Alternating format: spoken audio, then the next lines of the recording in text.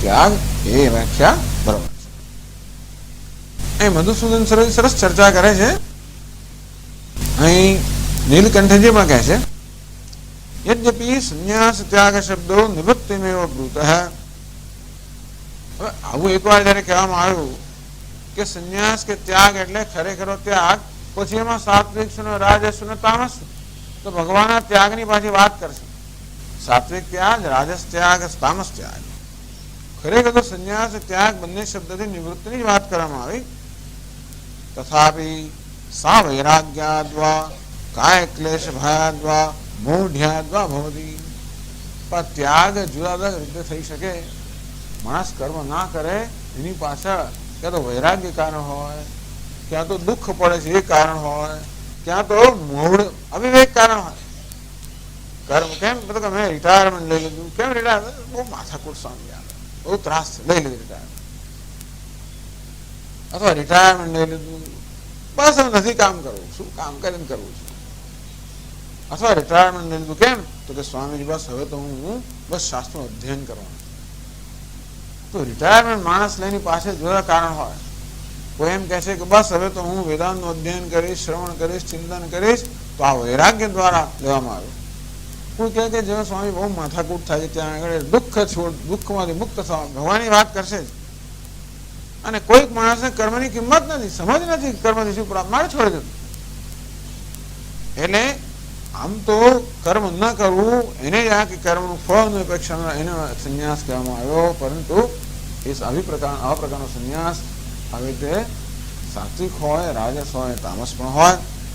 તેથી તત્કારણામ સાત્વિકાદિ ભેદેન ભિન્નત્વાદ. કર્મનો ત્યાગમાં કોઈ ભેદ નથી, પણ કર્મ કયા કારણથી થયું છે એમાં ભેદ છે. ત્રણેય જણ કર્મ તો કરતા નથી, પરંતુ એની પાસે એકની પાછળનો હેતુ વૈરાગ્ય છે, બીજા પાછળનો હેતુ દુઃખને ટાળવાનો છે, ત્રીજાની પાછળનો હેતુ આળસ છે, પ્રમાદ છે, નથી જવું. એવું હોય એકમાં સાત્વિક, રાજસ અને તામસ જો હેતુ હોય શકે. તસ્યાપી સાત્વિક રાજસ તામસ ભેદે ત્રૈવિધ્યમ. અને તેથી આ નિવૃત્તિ કે ત્યાગ કે સંન્યાસના પણ આ રીતે સાત્વિક, રાજસ, તામસ એવા ત્રણ પ્રકાર થઈ શકે. કારણ ભેદથી આનો ભેદ કરવામાં આવે. ત્રિવિધ શ્રદ્ધા પ્રધાનત્વ છે દુર્વારમ. ત્રણ પ્રકારની શ્રદ્ધા કઈ, સાત્વિક, રાજસ, તામસ. અને તેથી ત્રણ પ્રકારના ત્યાગ ભગવાન કહે છે. ન ચ અવિરક્ત અશ્રદ્ધાનશ્ચ ત્યક્ત કર્માપી દુષ્ટ વિક્ષેપહીનો દૃશ્યતે. જ્યાં વૈરાગ્ય નથી કે શ્રદ્ધા નથી, તો વૈરાગ્ય વગર અને શ્રદ્ધા વગર ત્યાગ જયારે કરવામાં આવ્યો તો આપણે જોઈએ છીએ કે દુષ્ટ વિક્ષેપહીનો ન દૃશ્યતે. કર્મનો ત્યાગ છે ને પણ માણસ કરે જેથી બધા વિક્ષેપમાંથી મુક્ત થવાય. મુખ્ય તો આપણા શાસ્ત્રમાં આખો દિવસ કર્મ ત્યાગની જે વાત છે શેના માટે, જેથી જ્ઞાનમાં માણસ પોતાનું મન જોડી શકે. તો જ્ઞાનમાં મનને જોડવા માટે મનમાં નિવૃત્તિ જોઈએ, મનમાં શાંતિ જોઈએ, અજંપો ના હોય, ઉદ્વેગ ના હોય, ચિંતા ના હોય. તો કર્મ અજંપો જન્મ આવે, ઉદ્વેગ જન્મ આવે, બધું જન્મ આવે. આજે આ કરવાનું છે, પેલું કરવાનું, જાત જાતની યોજનાઓ કરવી પડે, બધું વ્યવસ્થિત કરવું પડે. એમાં આપણે અને એટલે એમાં મન આપણે રોકી રાખવું પડે. અને તેથી પછી આ શાસ્ત્રીય ચિંતન ના થાય. તો શાસ્ત્રના ચિંતનની અનુકૂળતા કરી આપવા માટે જ આ કર્મ ત્યાગ છે. એમનો કર્મનો ત્યાગ માત્ર કર્મના ત્યાગ માટે નથી, પરંતુ જેનામાં આવે આત્મજ્ઞાનની જિજ્ઞાસા જન્મી છે. એ જિજ્ઞાસાને તૃપ્ત કરવાનો એક જ ઉપાય છે શાસ્ત્રોનો વિચાર. એ માટે શ્રવણ, મનન, નિધ્યાસન આ એનું સાધન છે. અને એ કરવા માટે મનમાં નિરાંત જોઈએ. જ્યાં સુધી આપણે અનેક પ્રકારની ફરજો બજાવવા ત્યાં નિરાંત તો મળતી નથી આવતી. અને એ પ્રકારની નિરાંત કે અનુકૂળતા આપવા માટે આપણા શાસ્ત્રોમાં કર્મ સંન્યાસ, બાકી બીજા કશા માટે નથી. પણ કદાચ કર્મ ત્યાગ કે કર્મ સંન્યાસની પાછળની જે ભાવના છે કે પાછળની દ્રષ્ટિ જે ન સમજ્યા હોય, તો ઘણીવાર લોકો કર્મના સંન્યાસને જ મહત્વ આપતા હોય છે. એમ માને છે કે સંન્યાસ થયો બસ આપણે બસ એ જ મહત્વનું, છોડી દો, ફેંકી દો. તો એ છોડવું એને મોટી સિદ્ધિ માને છે. અવિરક્ત અશ્રદ્ધાનશ્ચ ત્યક્ત કર્માપી. એટલે બહારથી એમ જણાય કે એને બધો કર્મનો ત્યાગ કર્યો છે, પણ કર્મના ત્યાગને કારણે એને જે ફળ મળવું જોઈએ મનની નિરાંત એ ના મળે. જો એનામાં વૈરાગ્ય ના હોય કે શ્રદ્ધા ન હોય તો પછી કર્મના ત્યાગની ફળ ના મળે. દૃષ્ટ વિક્ષેપહીન ન દૃશ્યતે. વ્યક્ત કર્મ દુષ્ટ વિક્ષેપહીન દૃશ્યતે ન દૃશ્યતે. એટલે એનામાં વિક્ષેપ દેખાય જ છે.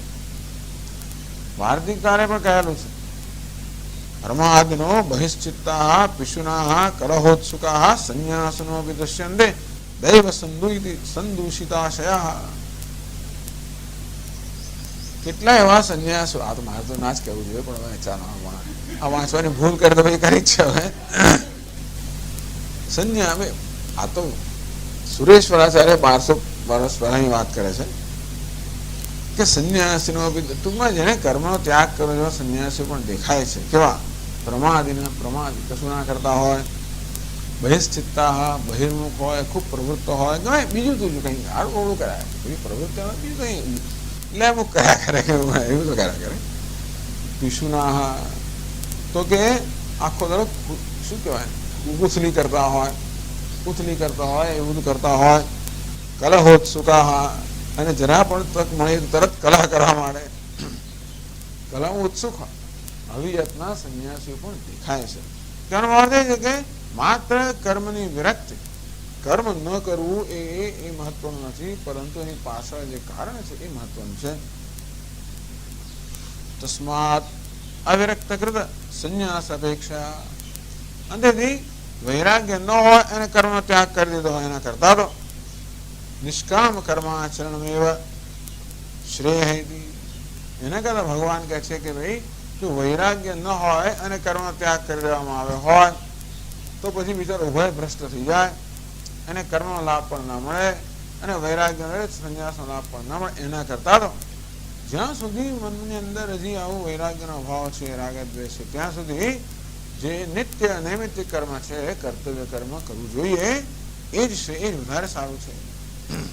નિષ્કામ કર્માચરણ, જે કર્મ કરીએ નિષ્કામ ભાવથી કર્મ કરવું એ વધારે સારું. કર્મ છોડવું કરતા નિષ્કામ ભાવથી કર્મ કરવું વધારે સારું છે. ઇતિ આશયને ભગવતા, એવો આશયથી ભગવાને કામ્ય કર્મ ત્યાગ સંન્યાસત્વેન, આવું કામ્ય કર્મ ત્યાગ ને સંન્યાસ કહેવો તો બહુ મોટી વસ્તુ થઈ. એટલે કામ્ય કર્મના ત્યાગને સંન્યાસ કહીને ભગવાન કામ્ય કર્મના ત્યાગને સ્તુતિ કરી રહ્યા છે. સંન્યાસ તો અત્યંત સ્તુત્ય વસ્તુ છે આપણા શાસ્ત્રમાં. સંન્યાસાદ બ્રહ્મણ સ્થાનમિતિ સ્મૃતમ, કે સંન્યાસ ને કારણે બ્રહ્મલોકની પ્રાપ્તિ થાય. એટલા જ માટે આપણી સંસ્કૃતિમાં ઘણા લોકો મરતા પહેલા સંન્યાસ લઈ લેતા હોય છે. કારણ કે જે સંન્યાસી નું મૃત્યુ થાય ત્યારે બ્રહ્મલોક પ્રાપ્ત થાય, આ પ્રકારનું વિધાન છે. સંન્યાસાદ બ્રહ્મણ સ્થાનમ, એટલે સંન્યાસ લઈ લેવામાં આવ્યો. ભગવાન કહે છે કે એ પ્રકારના અધિકાર વગરના લીધેલા સંન્યાસ કરતા તો જ્યાં સુધી કર્મ કરવાની આપણી ફરજ છે ત્યાં સુધી, વૈરાગ્ય ઉત્પન્ન ન થયો ત્યાં સુધી માત્ર કામનાનો ત્યાગ કરો, કર્મની આસક્તિનો ત્યાગ કરો, નિષ્કામ કર્મ કરવું વધારે સારું. એમ કરીને કામ્ય કર્મના ત્યાગને સંન્યાસ કહીને ભગવાન એની સ્તુતિ કરી રહ્યા છે. અથવા તો બધા કર્મના ફળના ત્યાગને ત્યાગ કરીને ભગવાન એ બધા કામ્ય કર્મનો ત્યાગ કે કર્મ ફળના ત્યાગને ભગવાન એમને સંન્યાસને ત્યાગ કરીને સ્તુતિ કરી રહ્યા છે. તસ્માત અશ્રદ્ધયા કૃતઃ સંન્યાસોપી અસન્નેવૈતિ. અશ્રદ્ધયા કૃતમ દત્તમ તપસ્તપ્તમ, અશ્રદ્ધયા ભૂતમ દત્તમ તપસ્તપ્તમ કૃતમ ચેત અસદિત્યુચ્યતે. પાદ 17મા અધ્યાયના છેલ્લા શ્લોકમાં કહેવામાં આવ્યું કે શ્રદ્ધા વગર યજ્ઞ કરવામાં આવે, દાન કરવામાં આવે, તપ કરવામાં આવે, જે કર્મ કરવામાં આવે એ બધું ફળીભૂત થતું, એનું કોઈ ફળ મળતું નથી. અને તે રીતે શ્રદ્ધા વગર કે વૈરાગ્ય વગર સંન્યાસ લીધો હોય તો પણ એ સંન્યાસ નથી બરોબર જ છે. અને એમ માનીએ કે સંન્યાસાદ બ્રહ્મણ સ્થાનમ, કારણ કે અમે સંન્યાસ લીધો મળે બ્રહ્મલોક મળે છે, એવું ના મળે તો ઇતિ સ્મૃતમ સફલમ દાતુમ ન સમર્થ. તેથી અધિકાર વગરનો કે યોગ્યતા વગરનો સંન્યાસ પોતાનું ફળ આપવામાં સમર્થ થતો નથી. યુક્ત મુક્તમ ભગવતા અશ્રદ્ધયા કૃતમ સર્વમ વ્યર્થ નિધિ. મારા ભગવાન આગળ જ કેવું 17મા અધ્યાયના છેલ્લા શ્લોકમાં કે શ્રદ્ધા વગર જે કરવામાં આવ્યું હોય એ બધું વ્યર્થ છે. આ રીતે સમજાવે છે. અને અહીં આ વાક્ય જે છે ને એમાં ઉપનિષદનું એક બહુ પ્રસિદ્ધ વાક્ય છે. તમેતમ વેદાનુવચનેન બ્રાહ્મણાઃ વિવિદિશન્તિ યજ્ઞેન દાનેન તપસા અનાશકેન. એટલે બૃહદારણ્યક ઉપનિષદનું વાક્ય છે. એમાં કહેવામાં આવ્યું કે જે બધા આપણા નિત્ય નૈમિતિક કર્મ છે એ બધા એ છેવટે તો જ્ઞાન માટે જ છે. ટૂંકમાં શંકરાચાર્ય મહારાજ સ્પષ્ટ રીતે કહે છે કે કામ્ય કર્મનો ત્યાગ કરીને બાકીના જે કઈ કર્મ છે બધા કર્મ જ્ઞાન માટે છે. ટૂંકમાં વેદની આખો આશય તો એ જ છે કે મનુષ્યને મોક્ષની પ્રાપ્તિ થાય. આજે નહીં તો આવતીકાલે. અસ્મિન જન્મની જન્માંતરે. આ જન્મ તો પછી ભવિષ્ય, પણ એને મોક્ષની પ્રાપ્તિ થાય. મોક્ષની પ્રાપ્તિ ક્યારે થાય? એ મોક્ષના માર્ગ તરફ આગળ વધતો હોય તો. મોક્ષના માર્ગ તરફ આગળ વધતો એટલે શું? તો કે જ્ઞાનની દિશામાં જતો હોય તો. જ્ઞાનની દિશામાં જતો એટલે શું? તો કે વૈરાગ્યની દિશામાં જતો. જિજ્ઞાસા એનામાં એવી મનની સ્થિતિ જન્મે જેથી એના મનમાં જિજ્ઞાસા જન્મે. એ દિશામાં જતો હોય તો એને જ્ઞાન થાય. પણ જિજ્ઞાસા ક્યારે જન્મે? વૈરાગ્ય હોય ત્યારે. વૈરાગ્ય રાગ દ્વેષની મુક્તિ મળે ત્યારે. વૈરાગ્ય ક્યારે જન્મે? આપણું અંતઃકરણ રાગ દ્વેષથી મુક્ત બને, અંતઃકરણ શુદ્ધ બને ત્યારે. એ શુદ્ધ ક્યારે બને? જ્યારે નિષ્કામ ભાવથી કર્મ કરવામાં આવે ત્યારે. કામનાથી અંતઃકરણ શુદ્ધ બને અને કામના ત્યાગથી અંતઃકરણ શુદ્ધ બને. એટલે નિત્ય નૈમિતિક કર્મ બધા છે એ નિષ્કામ ભાવથી કરવા જોઈએ. એટલે શંકરાચાર્ય કહે છે કે વેદની તો આ એક જ વસ્તુ છે, મોક્ષ એ પરમ પુરુષાર્થ. અને દરેક મનુષ્ય મોક્ષનો અધિકારી છે અને માટે એને મોક્ષ પ્રાપ્ત થાય એ પ્રકારની જીવન રીતિ હોવી જોઈએ. એટલે ભલે ને બ્રહ્મચર્ય આશ્રમમાં હોય, ગૃહસ્થ આશ્રમમાં હોય, કોઈ પણ આશ્રમમાં હોય, એ દરેક આશ્રમને ઉચિત એ પ્રકારના કર્મ વિધાન કરવામાં આવ્યું છે. એ કર્મ કરે તો એને મોક્ષ મળે, છેવટે એનું અંતઃકરણ શુદ્ધ બને. એટલે બૃહદારણ્યક ઉપનિષદ વાક્યમાં કહેવામાં આવ્યું તમેતમ વેદાનુવચનેન યજ્ઞેન દાનેન તપસા અનાશકેન. આ વેદાનુવચન એટલે કે વેદનો પાઠ, વેદનું ઉચ્ચારણ. આ બ્રહ્મચારીનો મુખ્ય ધર્મ છે. બ્રહ્મચારી ગુરુકુળમાં જાય, વેદનું અધ્યયન કરે, વેદ પાઠ કરે, તો કે એનાથી પણ અંતઃકરણ શુદ્ધિ થાય. યજ્ઞેન દાનેન. આ યજ્ઞ અને દાન મુખ્યત્વે ગૃહસ્થના ધર્મ છે. એ પણ જો નિષ્કામ કરવામાં આવે અંતઃકરણ શુદ્ધ. તપસા અનાશકેન. પોતાના શરીરનો નાશ ન થાય એ પ્રકારની તપશ્ચર્યા. એટલે શરીરની જાળવણી સહિતની તપશ્ચર્યા. આપણું શાસ્ત્ર ઈચ્છે કે આપણું તપ સાધક હોવું જોઈએ, બાધક નહીં. તપશ્ચર્યા કરતા કરતા શરીર જ માણસનું ખલાસ થઈ જતું હોય કે પછી ઉપવાસ કરે 2-5-10 પછી તો ઊંઘી જ જવો પડે ને 15 દાડા ઊભા ના થવાય, ભગવાનને ઊંઘ આવી, એવું થતું હોય તો પછી એ ઉપવાસ એટલે આ બાધક થઈ જાય. એટલે અનાશક એ તપશ્ચર્યા જે છે એ વાનપ્રસ્થ આશ્રમનો મુખ્ય ધર્મ છે. એમ કરીને બધા આશ્રમના ધર્મનો નિર્દેશ કરવામાં આવ્યો. કયા પ્રકારે આશ્રમોચિત જે નિત્ય નૈમિતિક કર્મ છે એ નિષ્કામ ભાવે કરવાથી અંતઃકરણ શુદ્ધિ પ્રાપ્ત થાય, રાગદ્વેષ દૂર થતા જાય, વૈરાગ્ય પ્રાપ્ત થાય, જિજ્ઞાસા પ્રાપ્ત થાય અને એમ કરતા જ્ઞાન અને મોક્ષ પ્રાપ્ત થાય. જ્ઞાનમ ઉત્પદ્યતે પુંસામ ક્ષયાત પાપસ્ય કર્મણઃ. પાપ કર્મનો આ રાગદ્વેષ છે ભૂતકાળમાં કરેલા પાપ કર્મનું પરિણામ માની લેવાનું. તેથી પાપ કર્મ રાગદ્વેષના ક્ષયથી અંતઃકરણ શુદ્ધિ દ્વારા મનુષ્યમાં જ્ઞાન ઉત્પન્ન થાય છે.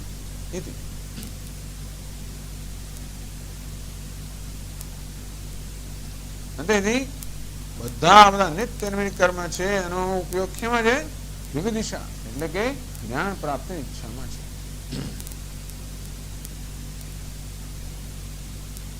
કામ્ય કર્મનો ત્યાગ કરવો એવું કહ્યું.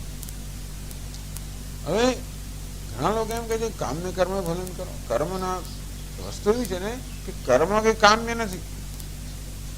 કામ્ય કર્મ, નિષ્કામ કર્મ. કર્મ તો એક ને એક. આપણે અગ્નિહોત્ર કશું કર્મ દાન કરી ધારો, એ દાન કામ્ય કર્મ છે કે નિષ્કામ કર્મ છે? એ કર્મ કામ્ય છે કે નિષ્કામ, એ તો કર્મ ભાવનાથી નક્કી થાય. એટલે કોઈ કર્મ ને કામ્ય કર્મ કેવો બરોબર નથી. એટલે બીજો એક અભિપ્રાય એવો છે, એટલે કહ્યું સર્વ કર્મ ફલ ત્યાગમ. પહેલા શું કહ્યું? કામ્યાનામ કર્મ. આ શંકરાચાર્ય આ અભિપ્રાય બતાવે છે. બૃહદારણ્યક ઉપનિષદ ભાષ્યમાં શંકરાચાર્ય સ્પષ્ટ કહે છે કે કામ્ય કર્મ સિવાયના કર્મ છે એનો વિનિયોગ કે એનો ઉપયોગ જિજ્ઞાસામાં જ્ઞાનમાં છે. એ પહેલી પંક્તિનો અભિપ્રાય છે. કામ્ય કર્મ છોડીને બીજી પંક્તિ વાળા શું કહે છે? સર્વ કર્મ ફલ ત્યાગ. જેને કામ્ય કહેવામાં આવે એવા કર્મ પણ તમે કરો તો વાંધો નથી, કારણ કે અગ્નિહોત્ર તો અગ્નિહોત્ર જ છે, કર્મ તો કર્મ જ છે. એની પાછળનો કયો ઈરાદો છે એ બધું નક્કી થાય કે કામ્ય કર્મ છે કે નિષ્કામ કર્મ છે. જો કામ કહ્યું છે જ્યોતિષ્ઠોમેના સ્વર્ગ કામો યજેત, જેને સ્વર્ગની કામના હોય એને જ્યોતિષ્ઠોમ યાગ કરવો જોઈએ. એટલે થયું કે જ્યોતિષ્ઠોમ એ સકામ કર્મ થયું, તો જ્યોતિષ્ઠોમ સ્વયં સકામ કર્મ નથી, એની પાછળની ભાવનાને સકામ બનાવે છે. અંતેથી એક બીજો અભિપ્રાય એવો છે કે વેદમાં જે કંઈ કર્મ કહેવામાં આવે છે, કામ્ય કર્મની કક્ષામાં પણ જે કર્મ કહેવામાં આવ્યા હોય એ કર્મ પણ જો નિષ્કામ અનુષ્ઠાન કરવામાં આવે તો એ પણ એક પ્રકારનું ફળ ઉત્પન્ન કરે, જે નિત્ય નૈમિત્તિક કર્મ કરે.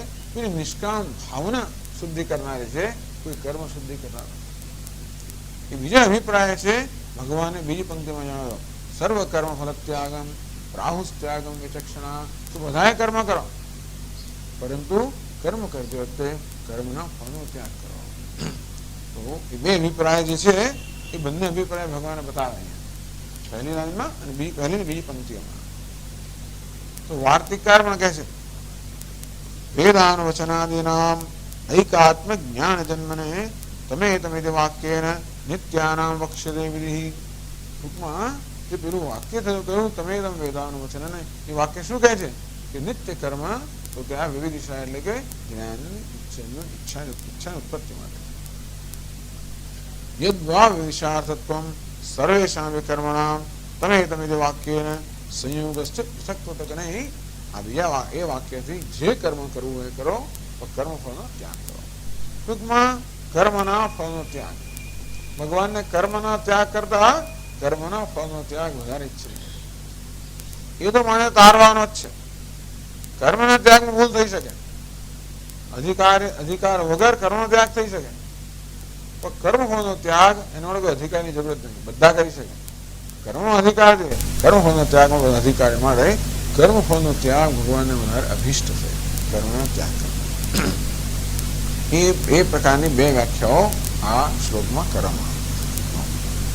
ઓમ પૂર્ણમદ પૂર્ણમિદં પૂર્ણાત પૂર્ણમુદચ્યતે પૂર્ણસ્ય પૂર્ણમાદાય પૂર્ણમેવાવશિષ્યતે. ઓમ શાંતિ શાંતિ શાંતિ. શંકરં શંકરાચાર્યં કેશવં બાદરાયણં સૂત્રભાષ્યકૃતૌ વંદે ભગવन्तौ પુનઃ પુનઃ. ઈશ્વરો ગુરુરાત્મેતિ મૂર્તિભેદવિભાગિને વ્યોમવદ્વ્યાપ્તદેહાય દક્ષિણામૂર્તયે નમઃ. ઓમ શાંતિ શાંતિ. ઓમ શ્રી ગુરુભ્યો નમઃ. હરિ ઓમ.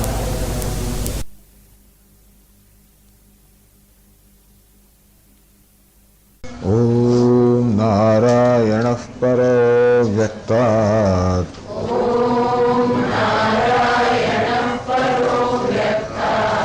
અંડમવ્યક્તસંભવम् અંડસ્યાन्तસ્ત્વમે લોકાઃ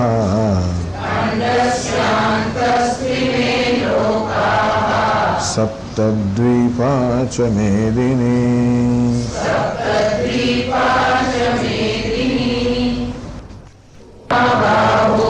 તત્ तत्त्वमिच्छामि वेदितुम् त्यागस्य च ऋषिकेश पृथक् केशिनिषूदन श्रीभगवानुवाच काम्यानां कर्मणां न्यासम्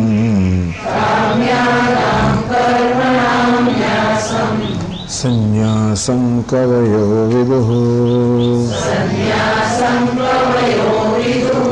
सर्वकर्मफलत्यागम् प्राहुस्त्यागं विचक्षणाः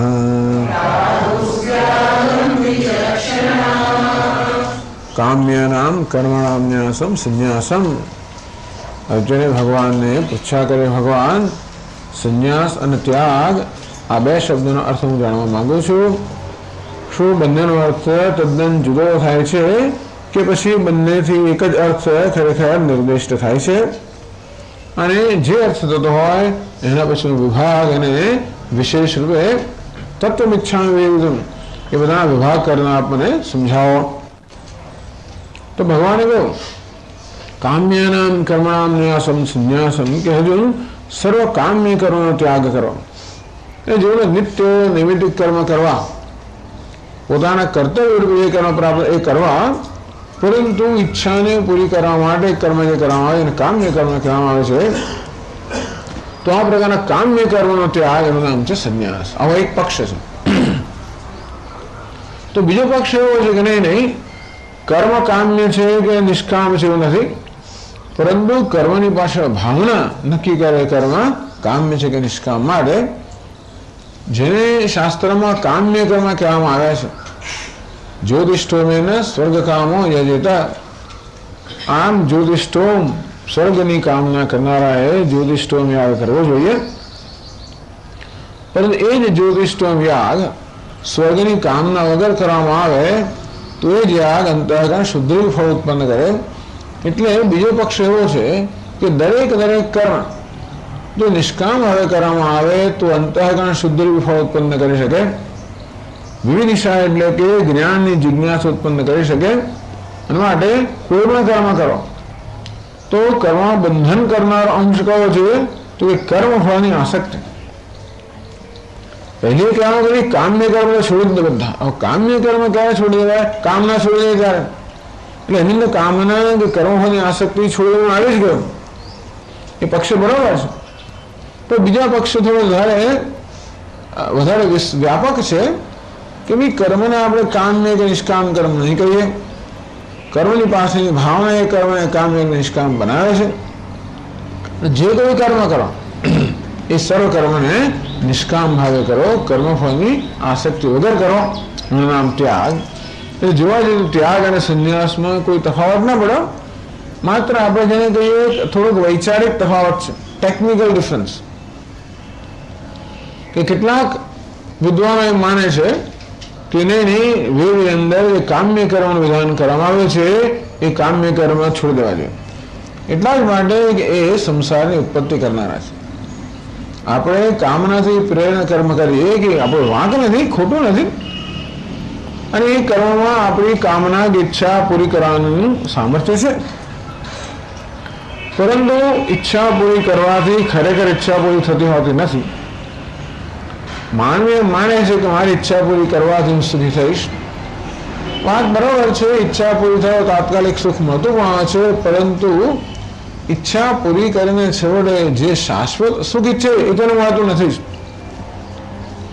એટલા માટે આપણી સંસ્કૃતિમાં ઈચ્છાનો વિરોધ કરવામાં આવે એવું લાગે છે.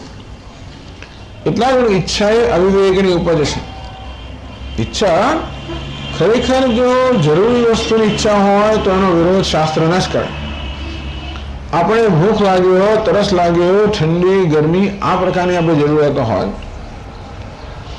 એ જરૂરિયાતો શરીરની સ્વાભાવિક જરૂરિયાતો છે. એના માટે એ જરૂરિયાતો પૂરી કરવાની ઈચ્છા હોય એમાં કંઈ ખોટું નથી.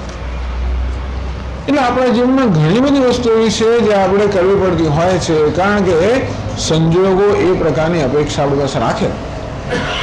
એટલે ધારો કે ભાઈ ગૃહસ્થ હોય અને એનું કુટુંબી હોય તો કુટુંબીજનો જે છે એમની દેખભાળ કરવી એ બધી એની જવાબદારી બની જાય. એટલે એ બધી ઈચ્છાઓને આપણે એ ઈચ્છાઓને આપણે દૂષિત ગણતા નથી. કામના કોને કહેવાય છે? પોતાની વ્યક્તિગત કોઈક વસ્તુ પૂરી કરવા માટે, એટલે કે ઇન્દ્રિયના સ્તર પર કંઈક ભોગ મેળવવા માટે કોઈ વ્યક્તિગત ભોગની ઈચ્છાને જ કામના કહેવામાં આવે છે. પરંતુ આપણી જરૂરિયાતો જે ભગવાને મૂકેલી છે એ જરૂરિયાતોને પૂરી કરવાની ઈચ્છાને આપણે કામના નહીં કહીએ, પરંતુ વ્યક્તિગત ભોગ એટલા જ માટે કે વ્યક્તિગત ભોગની ઈચ્છા અવિવેકમાંથી જન્મી છે, એટલું જ છે. આત્માને ખરેખર કોઈ ભોગની ઈચ્છા નથી, કારણ કે વ્યક્તિગત ભોગની ઈચ્છા આત્મા પર કેન્દ્રિત છે. જો આ ભૂખની, તરસની, બીજી બધી ઈચ્છાઓ છે ને એ તો ઉપાધિ પર કેન્દ્રિત છે. તો ઉપાધિની કેટલીક જરૂરિયાતો ભગવાને મૂકેલી જ છે અને માટે ઉપાધિની એ જરૂરિયાતો પૂરી કરવી એમાં કંઈ ખોટું નથી. એમાં મર્યાદા, એમાં ભાઈ શાસ્ત્રોનું જે મર્યાદા હોય મર્યાદામાં રહીને, પરંતુ જે ભોગની ઈચ્છા છે ને એ ઉપાધિ પર કેન્દ્રિત ઈચ્છા છે, આત્મા પર કેન્દ્રિત ઈચ્છા છે. હવે આત્માને ભોગની કોઈ ઈચ્છા નથી છતાં પણ આત્માને ભોગની ઈચ્છાઓ માનવામાં આવે છે, એનું નામ અવિવેક. એટલે આ રીતે અવિવેકમાંથી આ જે ભોગની ઈચ્છાઓ જન્મી છે એનો ત્યાગ એટલામાં કરવામાં આવે છે કે એ બધી ઈચ્છાઓ પૂરી કરવામાં આવે તો પણ આત્મા સુખી થાય, કે આત્માને શાશ્વત સુખ પ્રાપ્ત થાય, એ જે અપેક્ષા છે એ અપેક્ષા કોઈ પૂરી થવાની નથી. એટલું જ નહીં, પરંતુ જન્મો જન્મ એને આ પ્રકારના જન્મ મૃત્યુના ચક્રમાં ફસાયેલો રાખશે. એટલા માટે અવિવેકમાંથી જન્મેલી કામનાનો ત્યાગ વિવેકપૂર્વક કરો. કામનાનો ત્યાગ વિવેકથી થાય, કારણ કે કામના અવિવેકમાંથી જન્મેલી છે. એટલે એવું નહીં કે માત્ર કામ્ય કર્મનો ત્યાગ કરી દો, પણ વિવેકપૂર્વક ત્યાગ. આપણને સમજે છે કે ભાઈ આ કામ્ય કર્મને પૂરા કરવા, એટલે એનું અનુષ્ઠાન કરવા છતાં હું જે ઈચ્છું છું એ મળવાનું નથી અને માટે એનો ત્યાગ કરો છું. આપણે જે સાધ્ય હોય એને અનુરૂપ સાધન હોવું જોઈએ. સાધ્ય તો આત્માને સુખી બનાવવા છે, તો કર્મમાં આત્માને સુખી બનાવવાની ક્ષમતા નથી. એટલા માટે કામ્યાનામ કર્મણામ ન્યાસમ, એટલે કેટલા મહાપુરુષો કહે છે કે કર્મ તો જ્ઞાનનું સાધન છે, એટલે કર્મ છોડવાની જરૂર નથી. પણ આસક્તિ અંશ છે ને, એ આસક્તિ અંશ ખરેખર આ વિવેકની વિરોધી હોવાને કારણે આસક્તિ એ જ્ઞાનની વિરોધી છે, જ્ઞાન ઉત્પન્ન કરવાની વિરોધી છે. એટલા માટે માત્ર આસક્તિનો અંશ છોડવાનું કહે છે. એ કામનાનો તો પણ આસક્તિ છે, એટલે આમ બંને સરખો જ થાય, છતાં પણ એટલો જ ભેદ છે. કેટલાક મહાપુરુષો કહે છે કે કામ્ય કર્મ જે છે કોઈ રીતે આપણને આધ્યાત્મિક ઉન્નતિમાં ઉપયોગી નથી, મારે છોડી દો. બીજાઓ કહે છે કે બધું જ કર્મ આધ્યાત્મિક ઉન્નતિમાં ઉપયોગી બની શકે, એમાં પણ આસક્તિનો અંશ છોડી દેવામાં આવે, એટલે સર્વ કર્મ ફળ ત્યાગ. એ કર્મફળની આસક્તિ છે આપણને બંધન કરનારી છે, કર્મ બંધન કરનારું નથી. મને જે કર્મ કરવું એ કરો, જરૂર પડે અગ્નિષ્ઠો જ્યોતિષ્ઠો એવું કર્મ કરવું પડે, કોઈ કારણ છે તો એને કામ્ય કર્મ એવું એને વિરુદ્ધ કે છાપ એને મારવાની જરૂર નથી. એની પાછળનો સંકલ્પ એને કામ્ય કે નિષ્કામ બનાવતો હોય છે. એમાં એ કર્મ પણ નિષ્કામ ભાવે કરવામાં આવે તો પણ આધ્યાત્મિક ઉન્નતિનું સાધન બની શકે. કહેવાનો ભાવ એ છે કે નિષ્કામ ભાવના એ આધ્યાત્મિક ઉન્નતિનું સાધન છે અને પેલી સકામ ભાવના એ આ બંધનનું કારણ. તો આટલું જ છે. તો આ બંને અભિપ્રાય ભગવાને રજૂ કરે. ભગવાન અહીંયા રિપોર્ટર છે, એટલે અભિપ્રાય રજૂ કરે છે, પોતાનો નિશ્ચય પણ આપશે. પણ પહેલા તો એટલે કામ્યનામ કર્મણામ્ય સંસન્યાનમ કવયઃ વિદુઃ પ્રાહુસ્ત્યાગમ વિચક્ષણા કવયઃ, કેટલાક વિદ્વાન લોકો, વિચક્ષણા કેટલાક બુદ્ધિમાન લોકો, એમ કરીને એ લોકો શું કહે છે એ ભગવાને કહ્યું. કામ્યાની વર્જયિત્વા નિત્ય નૈમિત્તિકાની ફલાભિલાષા દુર્ગય કર્તવ્યાની ઉત્તમ. ટૂંકમાં આ શ્લોકમાં એ કહેવામાં આવ્યું કે કામ્ય કર્મનો ત્યાગ કરવો જોઈએ અને નિત્ય નિમિત્ત કહેતા અર્થાત આપણા કર્તવ્ય રૂપે આપણને જે ઈશ્વરની આરાધના, આપણું કર્તવ્ય એક જ છે, જુદા જુદા રૂપમાં રહેલા ઈશ્વરની આરાધના. એટલા માટે 5 પ્રકારના યજ્ઞ કહેવામાં આવ્યા. એ 5 યજ્ઞોમાં જુદા જુદા રૂપમાં રહેલા ઈશ્વરની આરાધના કરવાનું કહ્યું. ઋષિના રૂપમાં રહેલા ઈશ્વરની આરાધના, પિતૃના રૂપમાં રહેલા ઈશ્વરની આરાધના, દેવના રૂપમાં રહેલા ઈશ્વરની આરાધના, આસપાસ અતિથિના રૂપમાં રહેલા ઈશ્વરની આરાધના અને જીવ જંતુઓના રૂપમાં રહેલા ઈશ્વરની આરાધના, ચેતનની આરાધના. એ આખી આરાધનાની આખી જે ભાવના છે એ શુદ્ધિ કરનારી છે. મારી આ પ્રકારની ભાવના કે હું ઉપકૃત છું, આ બધા લોકોના ઉપકાર મને સતત પ્રાપ્ત થઈ રહ્યો છે, હું ઉપકૃત છું, અને માટે વળતો ઉપકાર કરવો એ મારું કર્તવ્ય છે. બસ આ એક સમજ, એને કારણે જે ભાવના આપણે સેવીએ ઉપકાર કરવાની, એ ખરેખર શુદ્ધ કરનારી છે. તો એ ભાવનાને વ્યક્ત કરવા માટે શાસ્ત્રમાં નિત્ય નૈમિત્તિક કર્મના રૂપમાં આ ભિન્ન ભિન્ન પ્રકારની આરાધના જેને યજ્ઞ કહેવામાં આવે છે કે એ યજ્ઞ આપણને જુદા કહેવામાં આવ્યા. દેવતાઓની આરાધના, ઋષિની આરાધના, પિતૃઓની આરાધના વગેરે. હવે ભગવાન પ્રતિપક્ષ, ભગવાન હવે આ જ વિચાર જે કહ્યો પહેલા શ્લોકમાં એટલે બીજા શ્લોકમાં, એને દ્રઢ કરવા માટે એનો વૃદ્ધ વિચાર અભિપ્રાય છે. એને જેને પ્રતિપક્ષ કહેવાય એ પ્રતિપક્ષ ભગવાન પ્રસ્તુત કરે છે અને પછી એનો નિરાશ કરે છે. પ્રતિપક્ષ નિરાશ એના જે વિરુદ્ધ અભિપ્રાય રજૂ કરીને એ અભિપ્રાયનું ખંડન કરે છે. એમ કરીને આ જે અભિપ્રાય છે કે કામનાનો કે આસક્તિનો ત્યાગ કરવો જોઈએ આધ્યાત્મિક ઉન્નતિ માટે, એ જ અભિપ્રાય છે એને સમર્થ કરે છે, દ્રઢ કરે છે, એને સંમતિ આપે છે. તો ચાલો ત્રીજા શ્લોકમાં કહે છે, ત્યાજ્યમ દોષવદિત્યેકે કર્મ પ્રાહુર્મનીષિણઃ યજ્ઞદાન તપઃ કર્મ ન ત્યાજ્યમિતિ ચાપરે. સરળ કહેવાય કે સંન્યાસ અને ત્યાગ શબ્દનો શું અર્થ થાય એ પ્રશ્ન ઉત્તર અપાઈ ગયો. અને બીજો પ્રશ્ન કે કેટલા કેટલા પ્રકારનો સંન્યાસ ત્યાગ હોય છે એનો ઉત્તર આપવા માટે ભગવાન આ ભૂમિકા એમાં કહેવાય, અથવા તો પહેલા પક્ષને દ્રઢ બનાવવા માટે આ પૂર્વ પક્ષનો નિરાશ કરે એમ કહેવાય. તો ભગવાન પાછા બીજા મનીષિણ ત્યાજ્યમ દોષવત ઇતિ એકે કર્મ પ્રાહુ મનીષિણ એકે મનીષિણ પ્રાહુ. કેટલાક મનીષ અર્થાત બુદ્ધિમાન મનુષ્યો કહે છે કર્મ ત્યાજ્યમ, કર્મ ત્યાગ કરી દેવો છે એવું કહેનાર પણ છે. એટલે એક અભિપ્રાય એવો છે સાંખ્ય શાસ્ત્રના સાંખ્ય મતાવલંબી વિદ્વાનો છે. એમ કહે છે કે આધ્યાત્મિક ઉન્નતિ ઈચ્છનાર મનુષ્ય કર્મ છોડી દેવું જોઈએ. કેમ? દોષવત, કે કર્મ હંમેશા દૂષિત હોય છે. કોઈ પણ કર્મ કરીએ એમાં કોઈ પ્રકારનો દોષ રહેલો જ છે, અને માટે કર્મ કરવાથી આપણે દોષના ભાગી થઈએ છીએ. માટે કર્મ માત્ર છોડી દેવું જોઈએ. યજ્ઞ દાન તપઃ કર્મ ન ત્યાજ્યમિતિ ચાપરે. ત્યારે બીજા વિદ્વાનો એવો અભિપ્રાય છે કે નહીં, આ યજ્ઞ દાન તપસ્યા રૂપી નિત્ય નૈમિતિક કર્મ કરવું જોઈએ.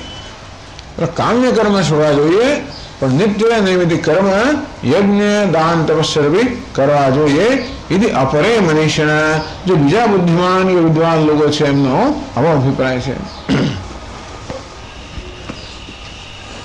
તો ભાષ્યમાં કહે 405મા પાના પર 6ઠ્ઠા પાના પર ત્યાજ્યમ ત્યક્તવ્યમ દોષવત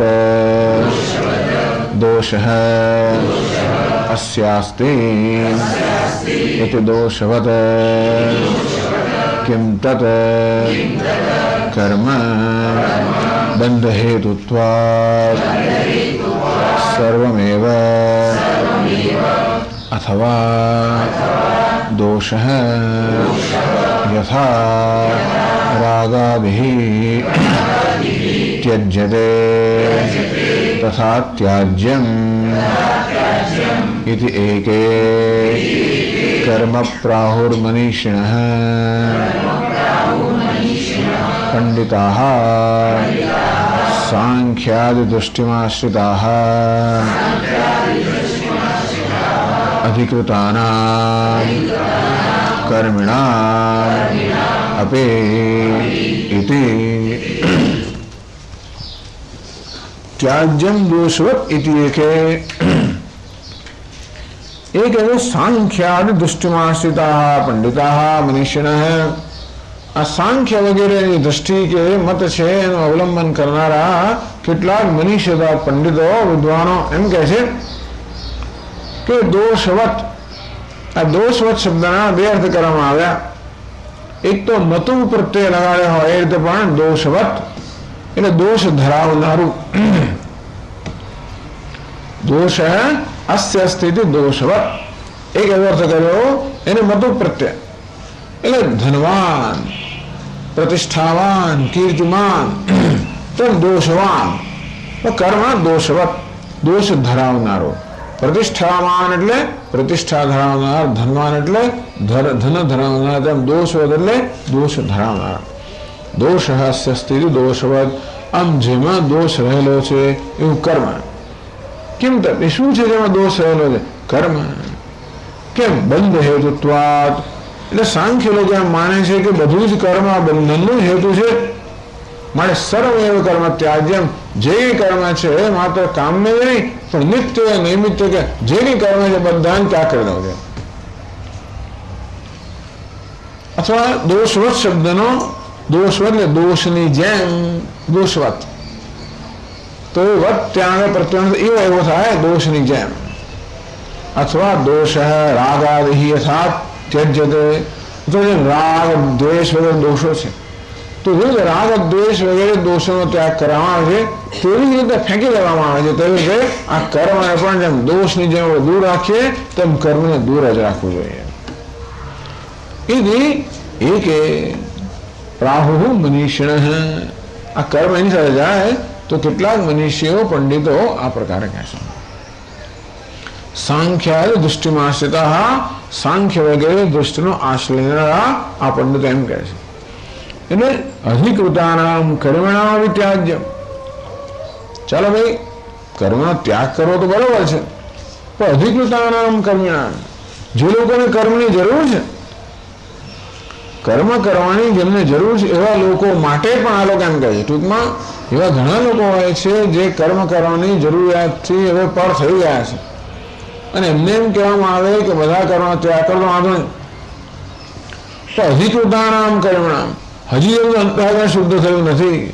હજી રાગ દ્વેષાદિ દોષ એમને હૃદયમાં છે અને તેથી એ દોષમાંથી મુક્ત થવા માટે અંતઃકરણ શુદ્ધ કરવા માટે હજી જેના નિષ્કામ કર્મ કરવાની જરૂર છે એવા લોકો માટે કહે છે છોડી દો. આવું સાંખ્ય મતાવલંબી કહે છે.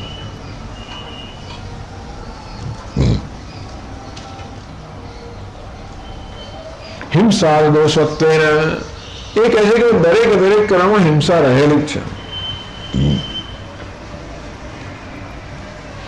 કેમ એવું કહો છો? ન હિંસ્યાત સર્વભૂતાની. જો શાસ્ત્રમાં કહે છે ન હિંસ્યાત સર્વભૂતાની કોઈ પણ પ્રાણીની હિંસા ન કરવી જોઈએ. એ નિષેધ પુરુષસ્ય અનર્થ હેતુ હિંસા. જ્યારે એમ શાસ્ત્ર કહે કે કોઈ પ્રાણીની હિંસા ન કરવી જોઈએ એનો થઈ થયો કે શાસ્ત્ર આપણને કહી રહ્યું છે કે હિંસા આપણું અહિત કરવાની છે. તો શાસ્ત્ર આપણને કશું કરવાનું કે તો એનું એક જ કારણ હોઈ શકે કે કરવું આપણા હિતમાં છે.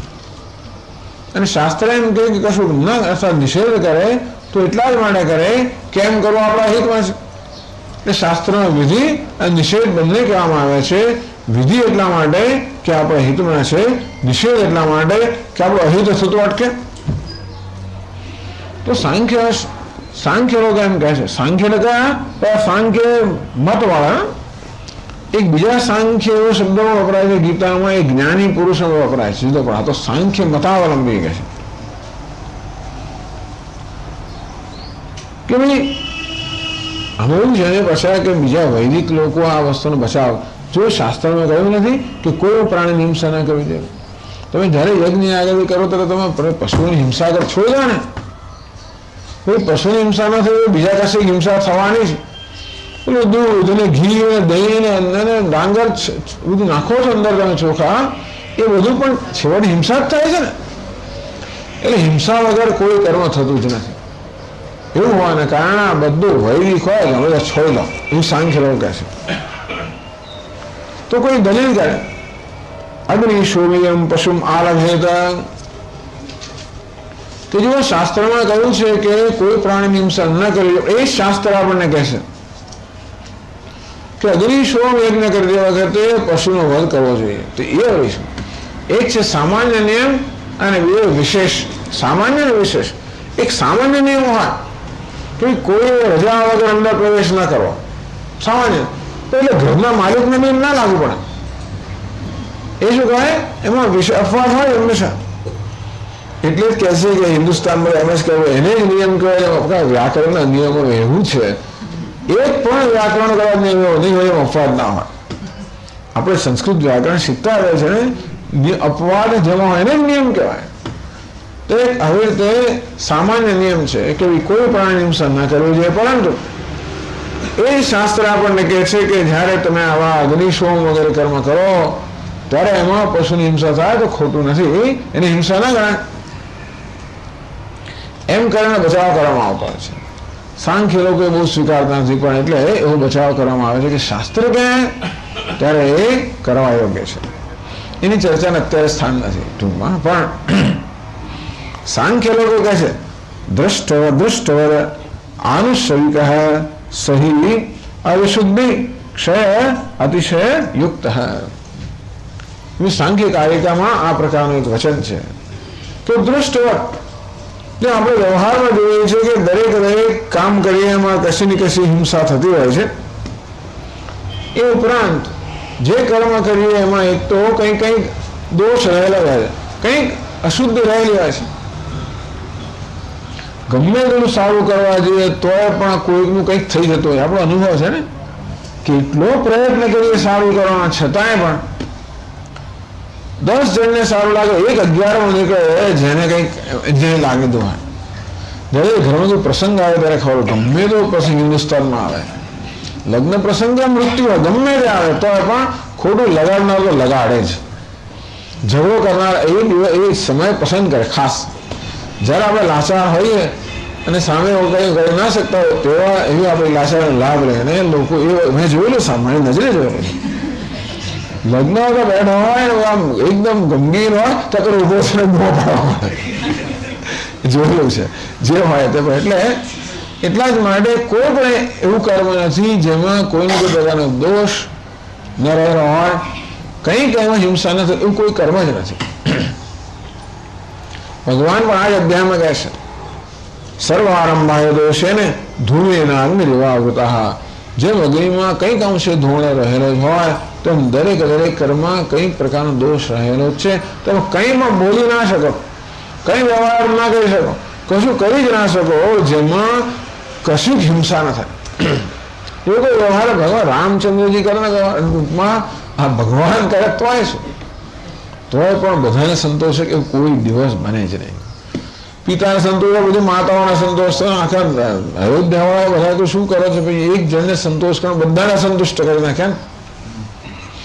બધા દેવતાઓને સંતોષ આપો છેવટે, તો આ વિચારોને સંતોષ થઈ ગયો. કેટલું બધું પિતાનું મૃત્યુ થયું ને શું સહન કરવું પડે, એટલે એમાં શું મળ્યું ખબર નહીં. મુશ્કેલ છે ને ધ્યાન, આટલું કરવા છતાંય પણ કેટલું બધું મુશ્કેલ કર્યું ને. આપણે બરોબર છે કે ભગવાન રામચંદ્રજી એટલે ધર્મનો અવતાર છે જ, ના નહીં, પણ આ ધર્મ કેટલું સહન કરવું પડે. એટલે એમાં છેવટે આપણે સર્વૈયું કાર્ય જઈએ તો સમજ ના પડે કે આમાંથી ખરેખર લાભ થયો દુનિયાને કે ના થયો. ખબર મુશ્કેલ છે. લાભ ભલે થયો તો પણ કેટલા એવા હોય જેને કંઈક ગેરલાભ થયો હોય. એનું કર્મ છે, પ્રારબ્ધ છે, બધું બરાબર છે, ચાલે. આમ ના એને નહીં તો એવો ઉત્તર અપાય કે એને થયું જ હોત એટલે નામ કરીને નિમિત્ત બને. એ બધા લોકોના જીવનમાં જેવું સહન કરવાનું એટલે વડા નિમિત્ત બને. ચાલો બરાબર છે. એટલે ભગવાન કોઈ યજ્ઞાનામ જપ યજ્ઞ એવો યજ્ઞ જેમાં કોઈ પ્રકારની હિંસા ન હોય. એટલે સાંખ્ય દૃષ્ટવત આનુશ્રય કહે. આનુશ્રય અર્થાત અનુશ્રય એટલે કે વેદની અંદર જે કહેવામાં આવ્યું છે એ વેદના અનુશ્રવ